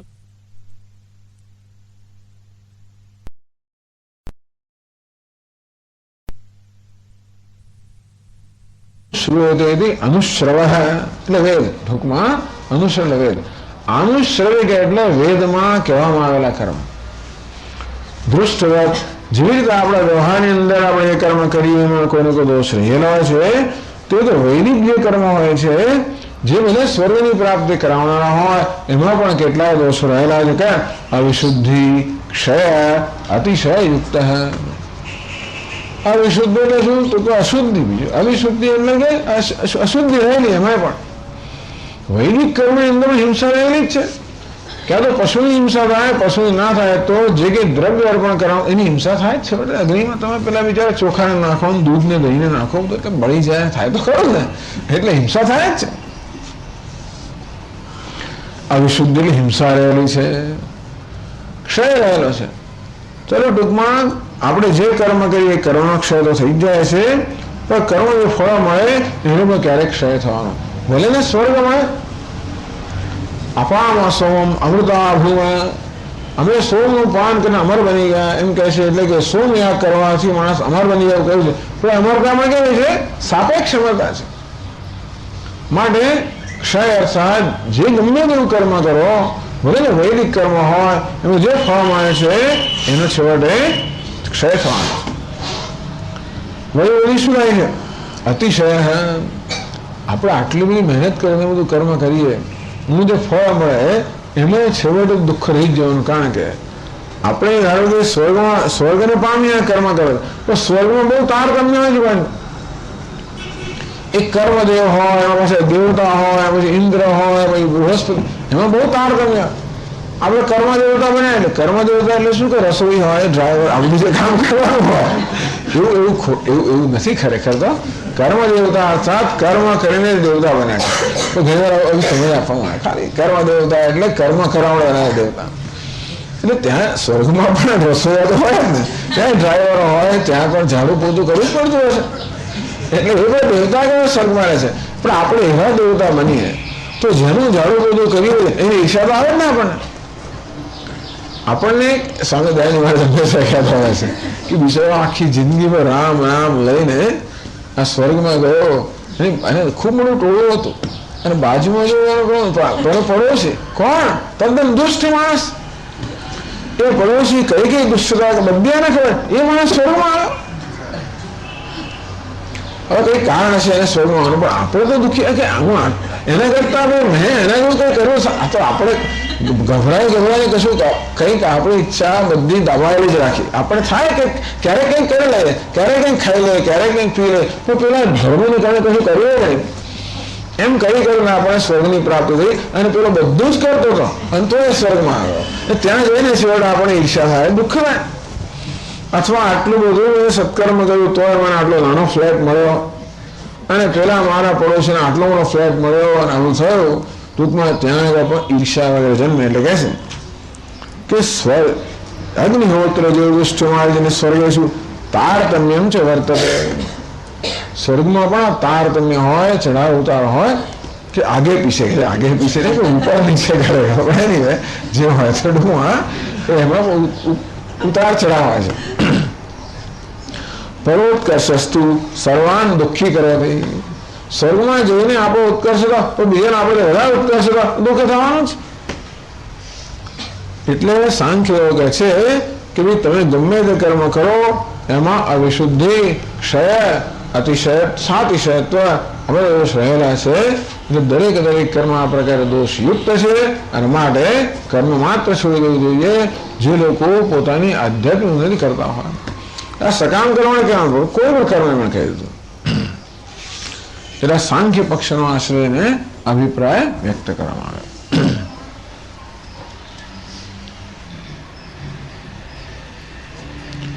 તો કોઈ કહ્યું કર્મની અનધિકૃતાનામ અકર્મિણામ એવ કર્મ ત્યાજ્યમ, તો કે નહીં, તો જે સાંખ્ય લોકો કહે કે ભાઈ કર્મનો અધિકાર હોય બધાએ છોડી જ દેવાનો, કર્મ ત્યાગ કરવાનો. કેમ? તો હવે એવું છે ને, શાસ્ત્રમાં કહ્યું છે અકરણે પ્રત્યવાય. આપણા ભાગે જે ફરજ આવી હોય એ ન કરીએ તો છટકી ના જાય. અહીં ભલે છટકી છે, ભગવાનના ન્યાયમાંથી છટકી ના આવે, પ્રત્યવાય જરૂર પાપ લાગે અને આપણે એનું ફળ ભોગવવું પડે, એવું કહ્યું છે. એટલે લોકોને તો કે નિયંત્રણ તો જાય નહીં, તો લોકો હે ને નિયંત્રણની અંદર. એટલે ધારો કે આપણના ભાગે જે કર્તવ્ય કર્મ આવ્યું હોય એ ન કરવા છતાંય પણ એની કઈ અસર ના થતો, ટૂંકમાં કંઈ આપણને સજા ન થતી, કોણ કરવાનું હતું? અત્યારે હિન્દુસ્તાનની અંદર કાયદાનો ભંગ કરવાથી સજા ન થતી તો કોણ, શા માટે કાયદાનું પાલન કરવું? કાયદાનો ભંગ કરવાથી સજા થતો તો માણસ કાયદાનું પાલન કરે. કોઈ દુનિયામાં ક્યાંય ના કરે, અમેરિકામાં ના કરે, આપણા કરતા વધારે કરે અક્કલવાળા લોકો એટલા માટે. પરંતુ છેવટે અનુકૂળતા હોય ત્યાં કરે. હિન્દુસ્તાનમાં અક્કલનો બહુ જ અભાવ છે ખરેખર. એટલા માટે મોટા ભાગે આપણે પોતાને માટે મોટા ભાગની મુશ્કેલી ઊભી કરીએ છીએ. કોઈ પ્રકારની વ્યવસ્થા ન જાળવીને આપણે એમ કે આપણે બહુ ચતુર છે ને ચાલાક છે, પરંતુ એમ કરીને આપણે પોતાને માટે મુશ્કેલી. આજે હું કોઈને કશું કર્યું, આવતીકાલે ત્રીજો માણસ નીકળે છે, મને એવું જ કરવાનું છે, જે હોય તો ખરું. પણ એક વસ્તુ છે કે જો કાયદાનો ભંગ કરવાથી સજા ન થતી હોય તો કોઈ કાયદાનું પાલન કરે નહીં. એટલે અકરણે પ્રત્યવાય. જો ભંગ કરશો, જો તમારું કર્તવ્ય કર્મ નહીં કરો તો તમને પ્રત્યવાય લાગશે, પાપ લાગશે. એનું એટલું બિચારા ડરીને પણ કરે. તો આપણા સાંખ્ય લોકોને પૂછે, તમે એમ કહો છો કે એમને રવાડે નથી ચડાવતા, એવું છે ને આપણા લોકોનું સાંભળીદારો કરીએ અને રવાડે ચડી દઈએ તો, કારણ કે એક બધું કર્મ છોડી દો, તમારી ફરજ હોય તો છોડી દો. પણ શાસ્ત્રમાં તો અકરણે પ્રત્યવાય. તમારી ફરજ ના બજાવો તો તમને દોષ લાગે, તમારું ફળ ભોગવવું પડે, તો એનું શું નહીં? તેષા બી કર્મ ત્યજતામ પ્રત્યવાય. તો કે નહીં, તમને એ કહે છે હિંસાયુક્ત કર્મ અનુષ્ઠાને. તમે કર્મનું અનુષ્ઠાન કરો, એમાં હિંસા કરો છો, એનાથી પાપ લાગે, એના કરતા ઓછું પાપ લાગશે. એ લોકો શું કહે છે કે કર્મ નહીં કરવાનું જે પાપ લાગે એ પાપ કર્મ કરવાથી થતી હિંસાથી લાગતા પાપ કરતો ઓછું છે, એનો વાંધો નથી. એટલે કર્મ કરીને હિંસા થાય છે એનાથી જે પાપ થાય છે એના કરતા આ કર્મ ન કરવાથી જે પ્રત્યવાય છે એ વધારે થાય. મારે છોડી દો. આવું સાંખ્ય મતાવલંબી કહે છે. ભગવાને આ પૂર્વ પક્ષના રૂપમાં અહીંયા રજૂ કર્યું છે. આ સિદ્ધાંત નથી, પૂર્વ પક્ષ છે.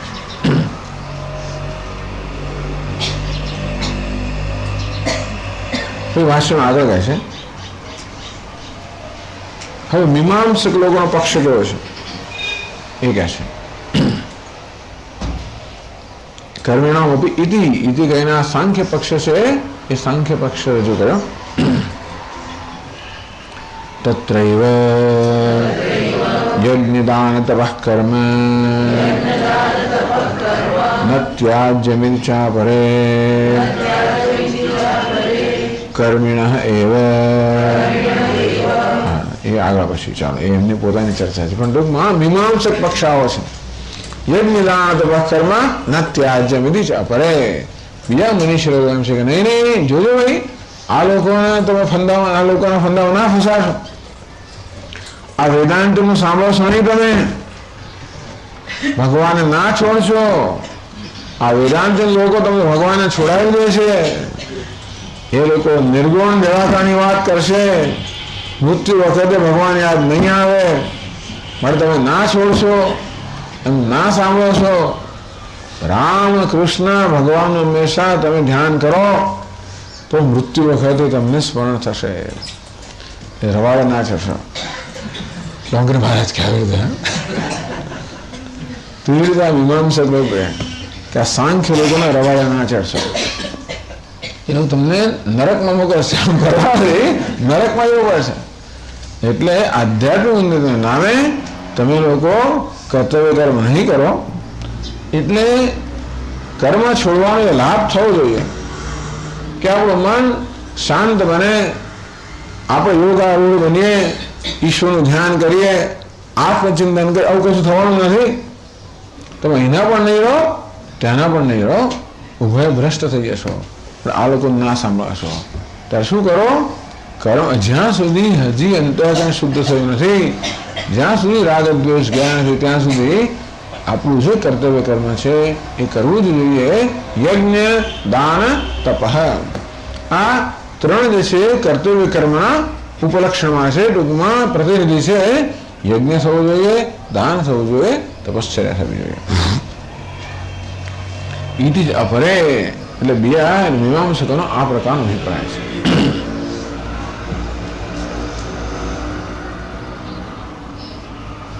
કોને માટે હવે કોને કહેવામાં આ શંકરાચાર્ય મહારાજનો પ્રશ્ન છે. કહ્યું કે યજ્ઞ દાન કરવું ન ત્યાજ્યમ. યજ્ઞ દાન તપશ્ચર્યા અને કર્મ ત્યાગ થવો જ ના જોઈએ. એટલે એનો અર્થ શું થયો?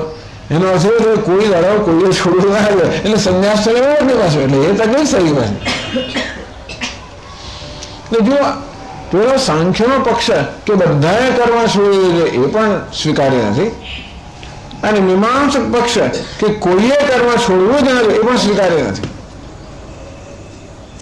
કેટલાક એવા છે જે કર્મની જરૂરિયાતોથી ઉપર ઉઠી ગયા છે અને માટે એ લોકો કર્મનો ત્યાગ કરે તો બરોબર છે. ટૂંકમાં અહીં જે કહેવામાં આવે છે એ પેલા લોકોને એટલે કે પેલા જે કર્મ ત્યાગ માટે તૈયાર થયા છે એવા લોકો સિવાયના લોકોને કહેવામાં આવે છે. આ કોને ઉદ્દેશને કહેવામાં આવે છે એ પણ એ સ્પષ્ટ કરવાની જરૂર છે. એટલે શંકરાચાર્યના એ ચર્ચા 18મો અધ્યાય આવ્યો છે ને, એટલે આ પ્રકારની ચર્ચાઓ માટે આપણે તૈયાર રહેવું પડે કહે છે.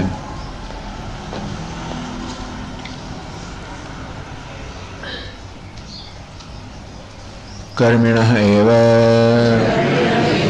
અધિકૃતાન અપેક્ષ્ય એતે વિકલ્પાઃ ન તો જ્ઞાનનિષ્ઠાન વ્યુત્થાયિનઃ સંન્યાસિનઃ અપેક્ષ્ય.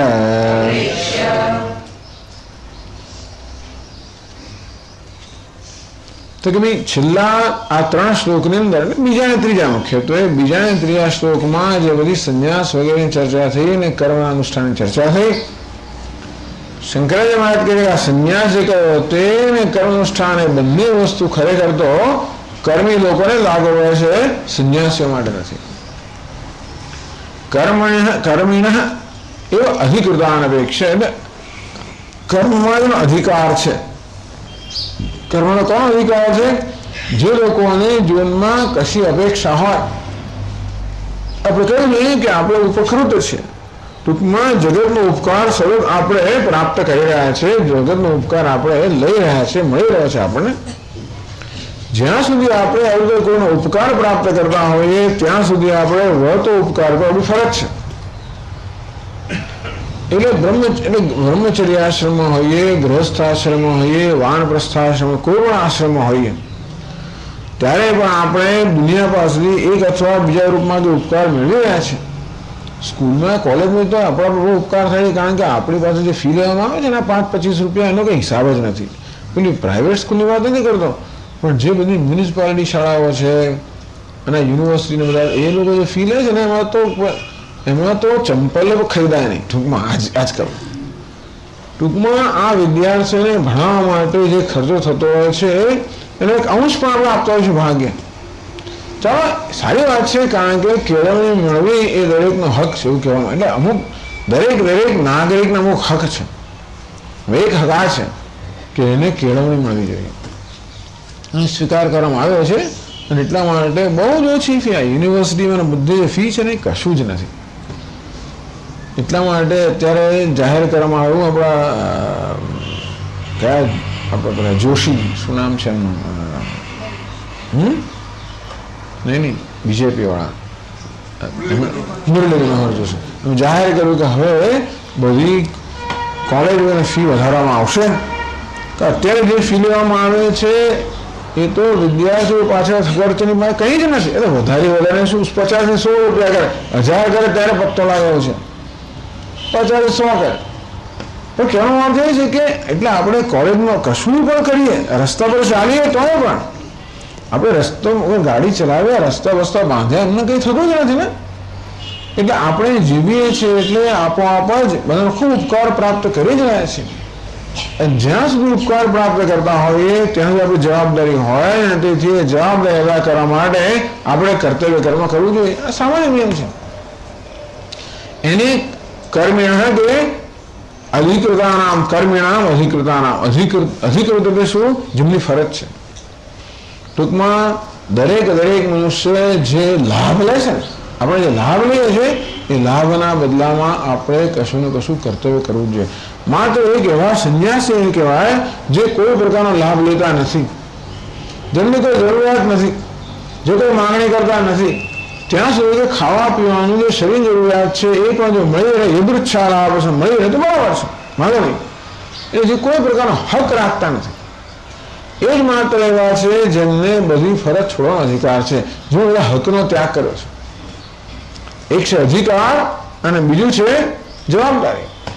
તો જેમણે જે કોઈ અધિકાર નથી રાખતો એ બધી જવાબદારીનો ત્યાગ કરી દે. એટલે શંકરાચાર્ય મહારાજ કહે છે કે અહીં આપણે પહેલા દિવસ ચર્ચા કરી હતી મધુસૂદન સરસ્વતીના ભાષ્યના આશ્રય, કે અહીં જે સંન્યાસની ચર્ચા છે એ પેલા વિદ્વત સંન્યાસીઓ માટે પણ નહીં, પેલા વિવિધિશા સંન્યાસીઓ માટે પણ નહીં, પરંતુ કર્મયોગમાં પણ જે ગૌણ અર્થમાં સંન્યાસ રહેલો છે એ સંન્યાસની વાત કરવામાં આવે છે. કર્મિણ અધિકૃતાન અપેક્ષિત વિકલ્પા, કર્મ છોડી દેવું જોઈએ. આજે વિકલ્પ આપવામાં આવે કે બધા કામ્ય કર્મનો ત્યાગ, અથવા કર્મોની આસક્તિનો ત્યાગ, કે સાંખ્યને માનીએ તો બધા કર્મનો ત્યાગ, કે મીમાંસકને માનીએ તો યજ્ઞ દાન તપસ કર્મ સિવાયના કર્મનો ત્યાગ. એટલે આ બધા જે વિકલ્પ આપવામાં આવે, બધા ઓલ્ટર ઓપ્શન એટલે વિકલ્પ આપવામાં આવે. તો આ વિકલ્પો કોને માટે છે? આ ચર્ચા કોની થઈ રહી છે? અહીંયા પેલા પારમાર્થિક સંન્યાસીની ચર્ચા થઈ રહી છે કે પછી અહીંયા કર્મયોગની ચર્ચા થઈ રહી છે? એટલે શંકરાચાર્ય મહારાજ કહેવા માંગે છે કે આ જે વિકલ્પ આપવામાં આવ્યા કે આ કર્મ કરવું, પેલું ના કરવું, છોડવું વગેરે, આ કોઈ સંન્યાસીને લક્ષ્યમાં રાખી નથી કહેવામાં આવ્યા, પરંતુ જે કર્મની જરૂરિયાતો જે છે એ કર્મયોગીને લક્ષ્યમાં રાખીને કહેવામાં આવે છે. કર્મણ અધિકૃતાન અપેક્ષ એતે વિકલ્પા નરુ જ્ઞાન નિષ્ઠાન વ્યુત્થાયન. જ્ઞાનમાં નિષ્ઠા ધરાવનારા છે. આ જ્ઞાનમાં નિષ્ઠા ધરાવનારા બે રીતે કહી શકાય.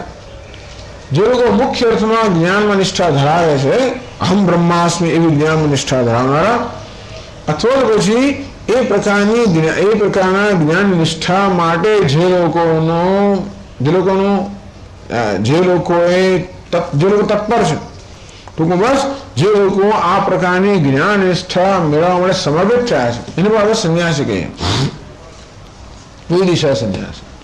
તો શંકરાચાર્ય કહેવા માંગે વિવિધિશા સંન્યાસી કે પારમાર્થિક સંન્યાસી, ભાઈ એકે એને એમાં ચર્ચા નથી, એમની માટે આ કહેવામાં નથી આવતું. પણ જે કર્મયોગી, જે ગૌણ અર્થમાં સંન્યાસી છે એના માટેની આ ચર્ચા છે.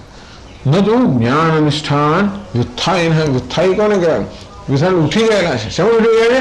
બધી ઈચ્છાઓમાં ઉઠી ગયેલા છે. પુત્રૈષણાયાશ્ચ વિત્તૈષણાયાશ્ચ લોકૈષણાયાશ્ચ વ્યુત્થાય. બધી ઈષણાઓમાંથી જે લોકો ઉઠી ગયા છે, ટૂંકમાં જે લોકો ઈચ્છા ધરાવનારા છે, રાગ દ્વેષ ધરાવનારા છે, એની માટે આવા વિકલ્પો છે. પણ જે ઈચ્છા અર્થાત રાગ દ્વેષ મુક્ત થઈ ગયા છે એમની માટે આ વિકલ્પ નથી, એમની આ ચર્ચા નથી.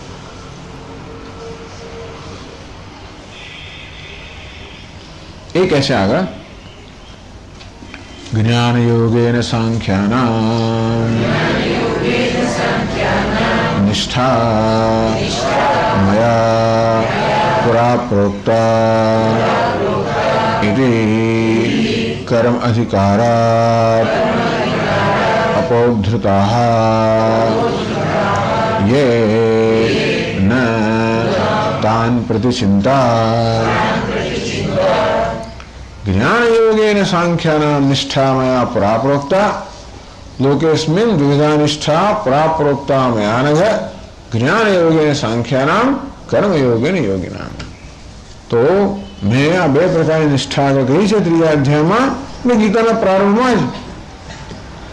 એ સાથે ભીતા સાંખ્યે બુદ્ધિ યોગે વામશણુ, એ પ્રમાણે જ બીજા અધ્યાયમાં ભગવાને કહ્યું હે અર્જુન, આ સાંખ્યની નિષ્ઠાની ચર્ચા કરવામાં આવે. હવે જે યોગની નિષ્ઠા છે એની ચર્ચા તો સાંભળો. એમ કરીને બીજા અધ્યાયની અંદર શાસ્ત્રના બે વિભાગ કરી નાખવામાં આવ્યા, જ્ઞાનમાં નિષ્ઠા અને યોગમાં નિષ્ઠા. અને ત્રીજા અધ્યાયના પ્રારંભમાં સ્પષ્ટ કરવામાં આવ્યું કે બે પ્રકારની નિષ્ઠા છે, જ્ઞાન યોગી અને સાંખ્યાનામ. સાંખ્ય સંન્યાસીઓ, સંન્યાસીઓ માટે જ્ઞાન નિષ્ઠા અને કર્મીઓ માટે, યોગીઓ માટે કર્મનિષ્ઠા. એટલે જ્ઞાન યોગી અને સાંખ્યાનામ નિષ્ઠા મયા પુરા પ્રોક્તા. એવી આજે થોડી સૂક્ષ્મ ચર્ચાઓ છે, કારણ કે સંન્યાસની ચર્ચા છે એટલા માટે ને બહુ મહત્વની વસ્તુ છે આવી. ભગવદ્ ગીતાનું હાર્દ આવડામાં સમાયેલું છે. કારણ ઘણી વાર આપણે કહ્યું છે કે ભગવદ્ ગીતા ભગવાન આપણને સંન્યાસનો ઉપદેશ આપી રહ્યા છે, છેક સુધી, પહેલેથી છેલ્લે સુધી. ભલે આપણને કર્મ અનુષ્ઠાનનો કર્મયોગનો ઉપદેશ આપતા હોય તો પણ માત્ર કર્મયોગ એટલે માત્ર કર્મ કરવું એવું નથી, પણ સંન્યાસની ભાવનાથી કર્મ કરો. સંન્યાસ પ્રાપ્ત કરવા માટે અને કર્મ કરતી હોય તો સંન્યાસની ભાવના અર્થાત આસક્તિના ત્યાગથી કર્મ કરો. તેના ત્યક્તેન મુંજી થાય. આમ સતત આપણા જે શાસ્ત્રો છે બધા કેવા છે, એ ત્યાગ પરક શાસ્ત્ર છે, કોઈ ભોગ પરક શાસ્ત્ર નથી. વૈદિક શાસ્ત્ર ભોગ પરક નથી, ત્યાગ પરક છે. એ ભોગ એ આપણી આધ્યાત્મિક ઉન્નતિ, ભોગની ઈચ્છા એ આધ્યાત્મિક ઉન્નતિથી વિરુદ્ધની છે, ખરેખર આત્માને નીચો પાડનારી છે. જ્યારે ત્યાગની ઈચ્છા છે આત્માને ઉપર લાવનારી છે. ઉદ્ધરે આત્મના આત્માનમ ન આત્માનમ અવસાદે. છઠ્ઠા અધ્યાયમાં ભગવાને કહ્યું કે પ્રત્યેક મનુષ્ય પોતાની જાતે ઉદ્ધાર કરવો જોઈએ, પોતાની જાતને નીચી પડવા ન દેવી જોઈએ. તો જ્યારે આવી રીતે વિષયના ભોગની ઈચ્છા ને ચલાવી લેવામાં આવે અથવા એને પ્રોત્સાહન આપવામાં આવે ત્યારે આપણે આપણી જાતને નીચી પાડતા હોઈએ છીએ. એ એમ ન કરવું, અર્થાત પોતાના મનને આ વિષયના આકર્ષણ મુક્ત કરવું જોઈએ, એવો સતત પ્રયત્ન થવો જોઈએ. એટલું જ નહીં, પરંતુ એમ કર્યા પછી એને આત્મચિંતનમાં, આત્મવિચારમાં જોડવું જોઈએ. બંને પ્રયત્ન થવા જોઈએ. એને આત્માને નીચો પડતો અટકાવવો જોઈએ, અને જો ઉપર લાવવાનો પ્રયત્ન થવો જોઈએ તો ઉપર ના આવે પાછો. સામાન્ય નીચું જ પડે, વસ્તુ છોડીએ તો નીચે જ ગબડાય. તો મનને છોડી દેવામાં આવે તો અંદર જતું જ જાય. એટલે દડો હોય, દડાને ફેંકવામાં આવે સીડી પર, તો જેમ ગબડતો નીચે જાય, તો મનનું પણ એવું જ છે. એટલે બે વસ્તુ, એક તો આવી રીતે વિષયોના આકર્ષણમાંથી ગબડતા રોકવાનું, એટલું જ નહીં પરંતુ પ્રયત્નપૂર્વક એને આત્માનું આકર્ષણ ઉત્પન્ન કરવાનો પ્રયત્ન કરવાનો એવું છે. તેથી કહ્યું કે જે એટલા માટે કહેવામાં આવ્યું કે ભોગની ઈચ્છા છે ને એ ખરેખર તો અવિવેકમાં જન્મી હોવાને કારણે આધ્યાત્મિક ઉન્નતિની વિરુદ્ધની છે. અને છતાં પણ કર્મ કરવાનો વાંધો નથી. કર્મ ખરેખર આ ભોગની ઈચ્છામાંથી મુક્ત થવાનું સાધન બની જાય. એટલે ભગવાને બે પ્રકારની નિષ્ઠાની વાત કરી. કે આગળ કહ્યું કે જે લોકો આ બધી ઈચ્છાઓમાંથી ઉઠી ગયેલા છે એમને તો જ્ઞાનનો જ અધિકાર છે, એમને કર્મનો અધિકાર નથી. પણ એ લોકોની ચર્ચાના વિષય નથી. આ બધી ચર્ચાનો વિષય કોણ છે? કર્મનો અધિકાર ધરાવનારા. ભલે સંન્યાસની વાત કરી, ભલે ત્યાગની વાત કરી, પણ એ કયો સંન્યાસ? કર્મયોગી કરવાનો સંન્યાસ, કર્મ કરતા કરતા કરવાનો સંન્યાસ, કે કર્મ કરતા કરતા કરવાનો ત્યાગ, એની વાત છે. કર્મ અધિકારાત અપોદ્ધતા એ તાન પ્રતિચિંતા. આમ કર્મના અધિકારથી જે લોકો ઉપર ઉઠી ગયા છે. કર્મ અધિકાર કોને છે? જે લોકોમાં ઈચ્છા છે, જે લોકોની ઈચ્છા છે, અપેક્ષા છે, અર્થાત જે લોકો માંગે છે, આધારિત છે, અધિકાર ધરાવે છે, એમને કર્મની ફરજ છે. પણ જે લોકો શું માંગતા નથી, જેમને ઈચ્છા નથી, જેમને રાગદ્વેષ નથી, એ લોકોની કોઈ જવાબદારી પણ નથી.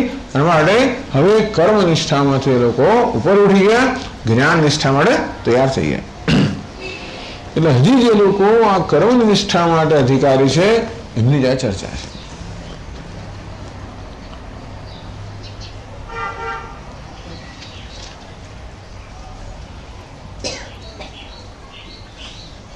એટલે એવો પ્રશ્ન કરે છે કે એવું કેમ કહો છો? કેમ ભાઈ જ્ઞાનમાં જે નિષ્ઠા ધરાવનાર એની ચર્ચા અહીંયા કેમ ના થાય? એ કંઈ ચર્ચાનો વિષય જ નથી એ લોકો. કેમ ભાઈ કર્મમાં નિષ્ઠા ધરાવનારા ચર્ચાનો વિષય હોય તો જ્ઞાનમાં નિષ્ઠા ધરાવનારા કેમ ચર્ચાનો વિષય ના હોય? આ શાસ્ત્રનો ઉપસંહાર 18મો અધ્યાય એટલે ગીતા શાસ્ત્રનો ઉપસંહાર. ઉપસંહારમાં તો પહેલા જે થયું ને બધાની ચર્ચા કરવામાં આવે ને, તો પહેલા બંને નિષ્ઠાની વાત થઈ, કર્મ નિષ્ઠા અને જ્ઞાન નિષ્ઠા. તો શંકરાચાર્ય મહારાજ કહે છે કર્મ નિષ્ઠા ધરાવનારાની એ ચર્ચા છે. તો પેલો પૂર્વ પક્ષી પૂછ્યું કે એવું કેમ જ્ઞાન નિષ્ઠા ધરાવવાની ચર્ચા કેમ ના હોય? એટલે પ્રશ્ન કરે છે. નનો કર્મયોગેન યોગિના એતે અધિકૃતાઃ પૂર્વં વિભક્તનિષ્ઠાઃ અપી ઇહ સર્વશાસ્ત્રોપસંહાર પ્રકરણે યથા વિચાર્યન્તે તથા સાંખ્યાઃ અપી જ્ઞાનનિષ્ઠાઃ વિચાર્યન્તામિતિ. નાનો શંકા કરે છે કર્મયોગેન યોગ્યનામિત અધિકૃતાઃ પૂર્વં વિભક્તનિષ્ઠાઃ અપી. જો બંનેની વાત તો થઈ ગઈ કે ભાઈ કર્મયોગી યોગમાં કામ કરવા નિષ્ઠા ધરાવનારે, સાંખ્ય લોકો સંન્યાસીઓ જ્ઞાનમાં નિષ્ઠા ધરાવનારે, એમ બંનેની આપણે સ્પષ્ટ રીતે વિભાગ ભગવાન આગળ કર્યા. તો પૂર્વ વિભક્ત નિષ્ઠા આપી, ટૂંકમાં જેમની નિષ્ઠા જ્ઞાન નિષ્ઠા કરતા જુદી છે એવી નિષ્ઠા ધરાવનારા જે કર્મયોગીઓ છે અહીંયા સર્વશાસ્ત્ર ઉપસંહાર પ્રકરણ યથા વિચાર્યંતે. આ સમગ્ર શાસ્ત્ર ઉપસંહારનું આ પ્રકરણ છે જે 18મું પ્રકરણ 18મો અધ્યાય. એવો જો કર્મનિષ્ઠાઓની વિચાર થતો હોય કે એમને શું ત્યાગ કરવું, શું ન કરવું, શું જવાબ, એ બધી અહીંયા ચર્ચા થતી હોય, જાગૃત થઈ ગઈ તો પણ એની ચર્ચા કરવામાં આવે છે. તથા સાંખ્યાભી જ્ઞાન નિષ્ઠા વિચાર્યંતામિતિ. તો તેવી જ રીતે સાંખ્યાના સંન્યાસીઓ જેની જ્ઞાનમાં નિષ્ઠા છે એમની આગળ વાત થઈ ગઈ તો ઉપસંહારમાં એમની પણ કેમ ચર્ચા ના કરવામાં આવે? ખાલી એવો ટેકનિકલ પ્રશ્ન પૂછ્યો કે ભાઈ આપના કહેવા પ્રમાણે આ બધી ચર્ચા માત્ર કર્મયોગી માટે છે, જ્ઞાન યોગી માટે નથી, કેમ સંન્યાસી માટે કેમ? તો કે આગળ વાત થઈ ગઈ સંન્યાસી, તો એ તો કર્મની વાત આગળ થઈ ગઈ છે. તો કર્મની વાત આગળ થઈ ગઈ છતાં પણ એની વળી ચર્ચા થતી હોય તો જ્ઞાન નિષ્ઠાની આગળ થઈ તો કેમ ના થાય? પાછળ થવાની જ એટલા માટે. 18મા અધ્યાયમાં જ્ઞાન નિષ્ઠાની વાત થવાની જ છે.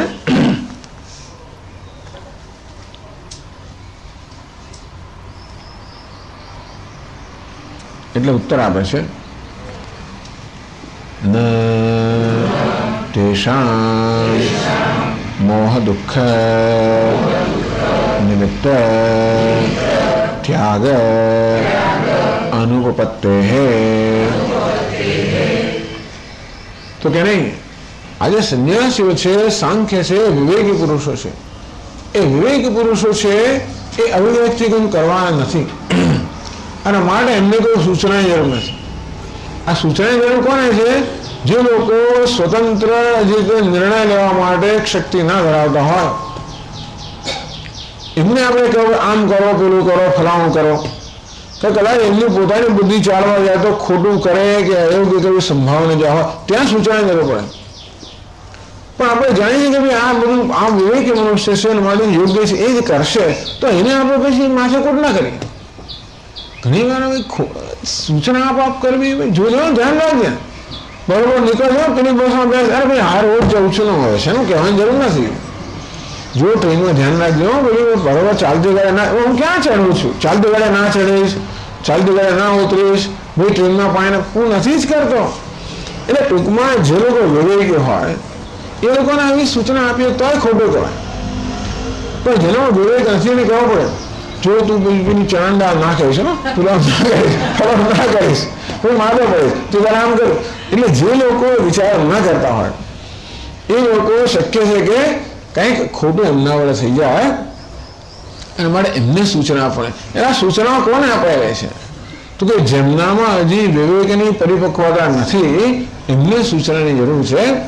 જે સાંખ્ય છે, સંન્યાસીઓ છે, એમના વિવેક, એમના રાગ દ્વેષથી મુક્ત થઈ ગયા છે, એટલે એમની વિચાર કરવાની એમની દ્રષ્ટિ શુદ્ધ છે, સ્વચ્છ છે, અને માટે એ લોકો વિવેક કરી શકે છે. માટે આ બધી સૂચના એમને આપવાની જરૂર નથી.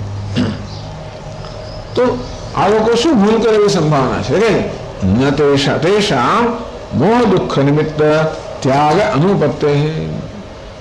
ઘણીવાર લોકો કર્મ છોડી દેતા હોય છે મોહથી, અર્થાત ભ્રમથી. ઘણીવાર શું છે કે વસ્તુની કિંમત ન જાણીને આપણે એને છોડી દઈએ.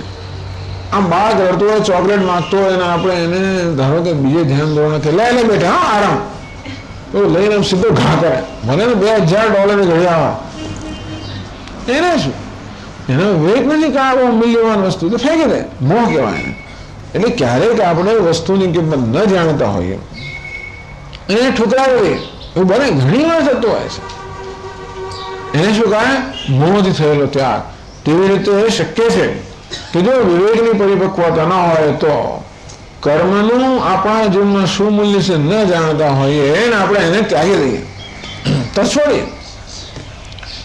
મોહ અથવા બીજો ત્યાગ, કર્મનો ત્યાગ બીજો કેવો થઈ શકે? દુઃખ. આ બહુ તકલીફ આપનારું છે. માથાકૂટ બહુ જ સ્વામી છોડો ને, આ બહુ પરિશ્રમ રહેલો છે. એવું હોય, બહુ પરિશ્રમ, બહુ દુઃખ આપનારું હોય, પરિશ્રમ કરાવનારું હોય, માથાકૂટ કરાવવાનું, તો આપણે છોડી દઈએ. એટલે જ્યાં વિવેકની પરિપક્વતા નથી ત્યાં અવિવેકથી ત્યાગ થવાની સંભાવના છે.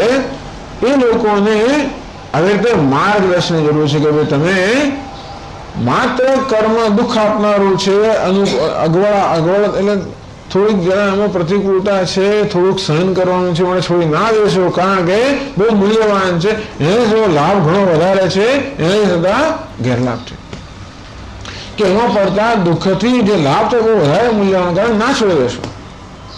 અથવા કર્મ મૂલ્યવાન છે માટે એને મૂલ્યહીન જાણે છોડી ના દેશો. આવું કોને કહેવું પડે? જે લોકોમાં વિવેકની પરિપક્વતા નથી. સાંખ્ય એટલે સંન્યાસીઓ જેમાં વિવેકની પરિપક્વતા છે એ બધાને આ સૂચનાની જરૂર નથી. માટે આ શ્લોકોમાં જે વિકલ્પ સૂચના આપવામાં આવે છે એ તો પેલા કર્મયોગીઓ માટે એટલે અપરિપક્વ વિવેકી માટે આપવામાં આવે છે. સાંખ્ય એટલે સંન્યાસીઓ માટે નહીં. એ પ્રકારની આ ચર્ચા છે. ચલો આવતી વખતે આગળ ચર્ચા કરશું. ઓમ પૂર્ણમદ પૂર્ણમિદં પૂર્ણાત પૂર્ણમુદચ્યતે પૂર્ણસ્ય પૂર્ણમાદાય પૂર્ણમેવાવશિષ્યતે. ઓમ શાંતિ શાંતિ શાંતિ. શંકરં શંકરાચાર્યં કેશવં બાદરાયણં सूत्रभाष्यकृतो वन्दे भगवन्तौ पुनः पुनः.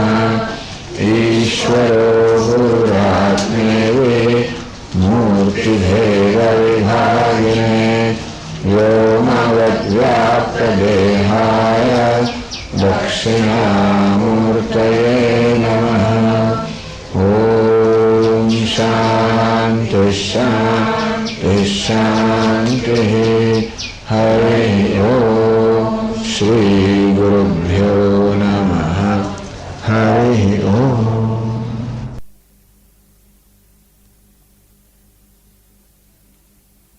ओम नारायणः परो व्यक्तात्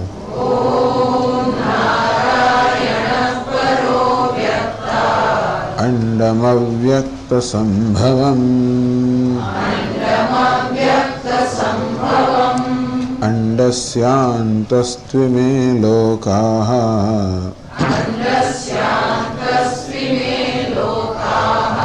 सप्तद्वीपा च मेदिनी.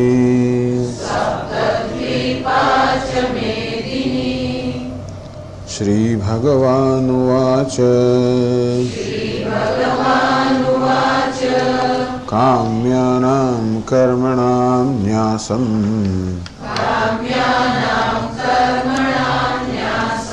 संन्यासं कवयो विदुः. સર્વકર્મફલત્યાગમ પ્રાહુસ્ત્યાગમ વિચક્ષણાઃ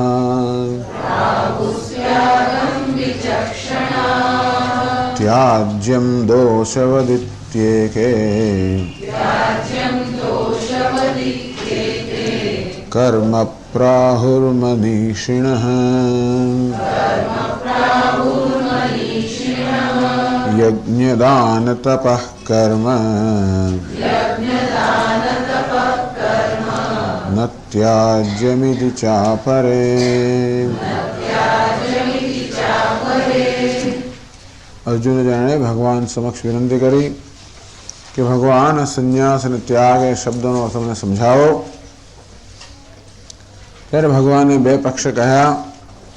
કામ્યાનામ કર્મણામ ન્યાસમ સંન્યાસમ કવયો વિદુહુ. કેટલાક વિદ્વાન પુરુષો કહે છે કે સર્વ કામ્ય કર્મનો ત્યાગ કરવો એનું નામ સંન્યાસ. સર્વ કર્મ ફલ ત્યાગમ પ્રાહુસ્ત્યાગમ વિચક્ષણાઃ. ટૂંકમાં કેટલાક મહાપુરુષોના વિદ્વાનોના મત પ્રમાણે કર્મને બે વિભાગમાં વહેંચી શકાય. નિત્ય નૈમિત કર્મ અને કામ્ય કર્મ. નિષિદ્ધ અને પ્રાયશ્ચિત તો ખરા, પણ સામાન્ય રીતે એ પ્રકારે બે વિભાગમાં વહેંચી શકાય. નિત્ય નૈમિતિક કર્મ કરવા અને કામ્ય કર્મનો ત્યાગ કરવો, અને એ લોકોએ સંન્યાસ કર્યો. બીજા વિદ્વાનો કહે છે કે નહીં, કર્મને એ રીતે વહેંચવાની જરૂર નથી. કર્મ તો કર્મ જ છે, પરંતુ કર્મ પાછળ ભાવના છે એને આપણે સકામ નિષ્કામ એ પ્રકારે વહેંચી શકીએ. એના માટે ભલે ગમે તે કર્મ કરો, સર્વ કર્મ ફલ ત્યાગમ, પરંતુ કર્મ કરતી વખતે ફળની આસક્તિનો ત્યાગ કરવો એનું નામ ત્યાગ છે. ત્યાગ કે સંન્યાસની આ પ્રકારની બે વ્યાખ્યાઓમાં બહુ સૂક્ષ્મ ભેદ છે. અને ટૂંકમાં કર્મના ફળની આસક્તિનો ત્યાગ એને ત્યાગ અને સંન્યાસ કહેવામાં આવ્યો. સ્વાભાવિક છે કે આ મુખ્ય અર્થમાં સંન્યાસ નથી. આ તો કોને માટેનો સંન્યાસ છે?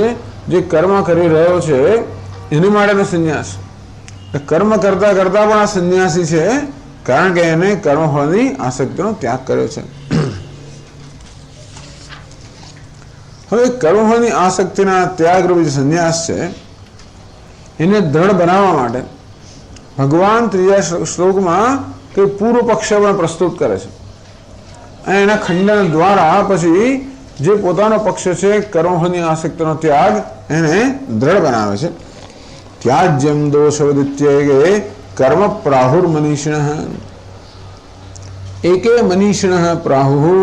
કેટલાક મનીષ અર્થાત વિદ્વાન લોકો કહે છે, અર્થાત સાંખ્ય મતના અનુયાયી જે વિદ્વાનો છે એમ કહે છે કે કર્મ ત્યાજ્યમ, કર્મનો ત્યાગ જ કરી દેવું જોઈએ. અર્થાત જે પોતાની આધ્યાત્મિક ઉન્નતિ ઈચ્છે છે એને કર્મનો ત્યાગ જ કરી દેવો જોઈએ. દોષવત, કારણ કે દરેક કર્મ